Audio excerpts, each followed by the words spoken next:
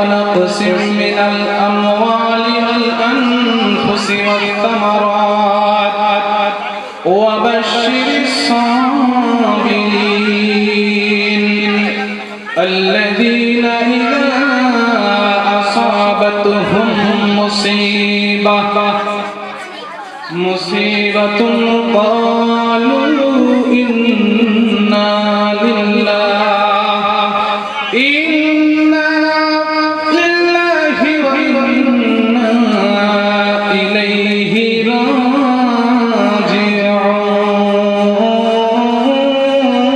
راجعون الله أكبر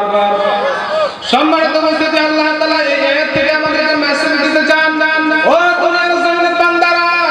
তোমরা যারা ঈমানদার বলে দাবি করো তোমাদেরকে আমি কিছু জিনিসের দ্বারা পরীক্ষা করব তার ভিতর থেকে প্রথম নাম্বার হলো আল্লাহ পাক রব্বুল আলামিন আমাদেরকে ভয় দিয়ে পরীক্ষা করবেন ওয়ালা নাবলুওয়ান্নাকুম বিশাইইন মিনাল খাউফি ওয়াল জু'i আল্লাহ পাক রব্বুল আলামিন আমাদেরকে ভয় দিয়ে পরীক্ষা করবেন দ্বিতীয় নম্বরে আল্লাহ পাক রব্বুল আলামিন আমাদেরকে ক্ষুধা দিয়ে পরীক্ষা করবেন ভয় মানে এমন একটা জামানা আমাদের সামনে আসতে পারে যে জামানার ভিতরে আমাদের সামনে বিপদ থাকবে আমাদের সামনে মুসিবত থাকবে আমাদের আপনার ভিতরে ফেলে দিবে এমন অবস্থায় আল্লাহ পাক রব্বুল আলামিনের উপর থেকে ভরসা হারানো যাবে না সম্মানিত উপস্থিতি দ্বিতীয় নাম্বার হলো আল্লাহ পাক রব্বুল আলামিন আমাদেরকে ক্ষুধা দিয়ে পরীক্ষা করবেন যেমনটা সাহাবায়ে কেরাম রাদিয়াল্লাহু তাআলা আনহুম আজমাইন তারা নিজের জীবনকে পর্যন্ত বিলীন করে দিয়েছেন ইসলামের জন্য কোরআনের জন্য হাদিসের জন্য আমার নবী সাল্লাল্লাহু তাআলা আলাইহি ওয়াসাল্লাম পেটে পাথর বেঁধে রেখেছিলেন ইসলামের জন্য কোরআনের জন্য উম্মতের জন্য এমন একটা অবস্থা আমাদের সামনে আসতে পারে আমরা হয়তো 2 দিন 5 দিন না খেয়েও থাকতে পারি শুধুমাত্র পানি খেয়েও আমাদের থাকতে হতে পারে তবুও কিন্তু আল্লাহ পাক রব্বুল আলামিনের উপর থেকে আমাদেরকে ভরসা হারানো যাবে না তৃতীয় নম্বরে আল্লাহ পাক রব্বুল আলামিন বলেন ওয়াল জু'i ওয়া নাকসিন মিনাল আমওয়াল আমাদেরকে মাল দিয়ে পরীক্ষা করা হবে দুনিয়ার জমিনে এমন ব্যক্তি আছে তার কত মাল আছে সে নিজেও জানে না আমার কত মাল আছে তার কত টাকা পয়সা আছে ধন সম্পদ আছে সে নিজেও জানে না আমার কত টাকা পয়সা ধন সম্পদ আছে আবার এমন ব্যক্তি আছে তার পায়ের জোড়া কেনার মতো পয়সাও নাই এটা কিন্তু হলো শুধুমাত্র আমার আল্লাহ তাআলার পরীক্ষা দুনিয়ার জমিনে আজকে আমি যে হাদিসটা তেলাওয়াত করেছি সেটাও হলো আল্লাহর নবী সাল্লাল্লাহু তাআলা আলাইহি ওয়াসাল্লাম বলেন আদ-দুনিয়া উসিজনুল মুমিন ওয়া জান্নাতুল কাফির দুনিয়ার জমিনে যে সমস্ত মুমিন বান্দারা তোমরা যদি মুমিন বলে দুনিয়ার জমিনে দাবি করো তাহলে তোমাদেরকে দুনিয়ার জমিনে জেলখানার মতো করে বন্দী হয়ে কাটাতে হবে জোরে বলেন ঠিক কি না তুমি যদি কষ্ট না করো তুমি তাহলে কিসের মুসলমান কিসের ঈমানদার এই দিন এই ইসলাম তো এমনিতেই আসে নাই এই দিন এই ইসলাম তো অনেক কষ্টের পরে এসেছে তারপরে যে কথা বলতে যাচ্ছি আমার আল্লাহ তাআলা বলেন আনফুসি ওয়াস সামারাত আল্লাহ তাআলা ফল এবং ফসল দিয়ে আমাদেরকে পরীক্ষা করবেন একটাই জমিন আমার জমিন এটা আপনার জমিন এটা আমার জমিনে ফসল কম কিন্তু আপনার জমিনে ফসল বেশি এটা হচ্ছে আল্লাহ তাআলার পরীক্ষা না শুকরি করা যাবে না যে আল্লাহ তাআলা আমাকে ফসল কম দিলেন আপনাকে ফসল বেশি দিলেন এটা না শুকরি করার কোনো সুযোগ নাই যদি আমি আপনি না শুকরি করি ঈমান থেকে কিন্তু খারিজ হতে হবে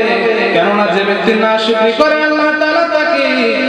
তার নিয়ামতকে কমিয়ে দেয় না শুকরি করা মানে আল্লাহ তাআলার এই কোরআনুল কারীমের আয়াতকে অস্বীকার করা আর আল্লাহ তাআলার কোরআনুল কারীমের আয়াতকে যে ব্যক্তি অস্বীকার করলো সে ব্যক্তি তো ঈমান থেকে খারিজ হয়ে গেল জোরে বলেন ঠিক কি না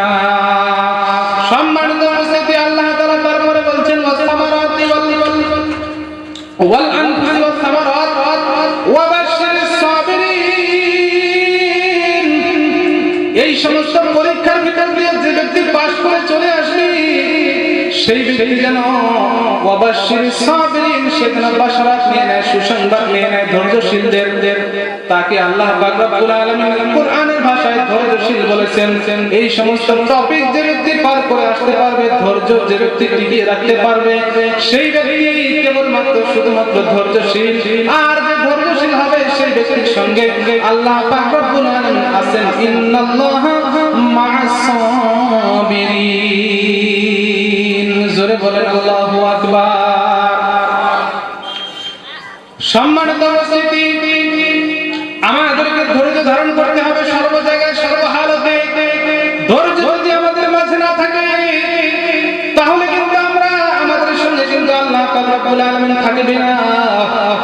কেননা আল্লাহ তাআলা বলেন যে ব্যক্তি ধৈর্য ধরে থাকবে, যে ব্যক্তি ধৈর্য ধারণ করবে, সেই ব্যক্তির সঙ্গে আমি আল্লাহ তাআলা রয়েছি। আল্লাযীনা ইযা আসাবাতুহুম মুসিবাতুন ক্বালু ইন্না লিল্লাহি ওয়া ইন্না ইলাইহি রাজিউন।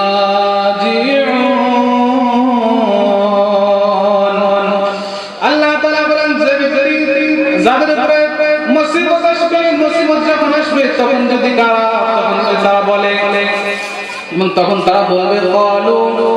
ইন্না লিল্লাহি, নিশ্চয় আমরা হলাম আল্লাহ পাক রব্বুল আলামিনের জন্য, ওয়া ইন্না ইলাইহি রাজিউন,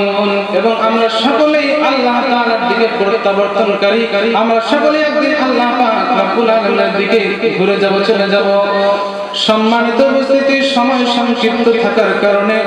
অনেক আলোচনা করা হলো না। সম্মানিত উপস্থিতি, যেটুকু আলোচনা করলাম এই আলোচনাটুকু যদি আমাদের জীবনে বাস্তবায়ন করতে পারি, আমার মনে হয় আমরা অনেকটা এগিয়ে যাব। সম্মানিত উপস্থিতি, আল্লাহ পাক রব্বুল আলামিন আমাদের সকলকে শোনার থেকে বেশি বেশি করে আমল করার তৌফিক দান করুন। সকলে বলি আমিন। আসসালামু আলাইকুম ওয়া রাহমাতুল্লাহি ওয়া বারাকাতুহু।